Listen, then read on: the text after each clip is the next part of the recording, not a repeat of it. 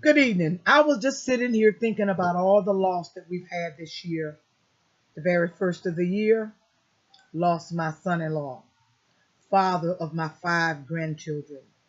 Well, before I could get over that, my, here comes my first spiritual born, ripped, gone. My heart could not even identify where the pain really was. It was so deep. From the death of my son in law, the death of my firstborn. In fact, I thought there were no more room for pain. But then little did I know that less than 30 days after we put away my first spiritual born, we found my son, my own son, my second born, dead, if you will. And with all of the surroundings that I won't go into, I was like, good God.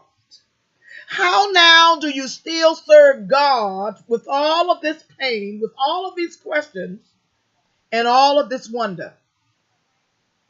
And then I began to look at Bishop Winborn, one of the strongest men that I've ever met in my life. And I began to think about how he lost his daughter, how he lost his wife, and how strong he stood in the midst of it.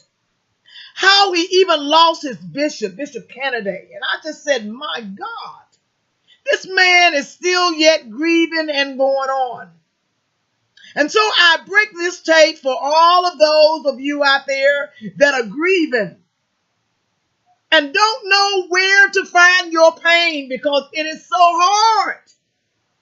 But I want you to know that God has got it all in control. And then last but not least, I want to thank God that through the pain and the deep scars of these three brothers, Dane T. Springs, my son-in-law, Ivan Scott, my firstborn, Harold Alonzo Liggins, my second natural birth born, and to my son Arnie, who died in 1999. Well, when I look at all of these things now, I just come to conclude this. And through it all, that wrestle that I've done with God, you know how the scripture said that the angel wrestled with God's servant. And I'm one of that servants of God. I know I'm a servant of God. There's no doubt in my mind. But for over 30 years, I wrestled with what did I want to settle as my legacy. And I just want to thank God that through all that I lost this year, he has brought me to a settling place. So now I'm not saying that the losing has just disappeared and I'm not still in pain, because I'm still grieving, I'm still in pain. But I just wanted to let you know that grief, that pain, that agony, the outward and inner tears, because they were both, outward and inner tears have brought me to a settling place.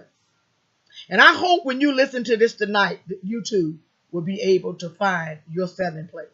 And as you know, I just again want to thank God that he have called me to talk to every pastor, every leader, everywhere, and say, let us build a sustainable system for the people that God have trusted into our hand. I'll be back soon to talk to you, not against the government, but about the government. And I hope that you will be able to come out this Saturday as we continue our critical steps in developing a sustainable system for God's people. Thank you so much for listening. Talk to you soon. Be blessed in him.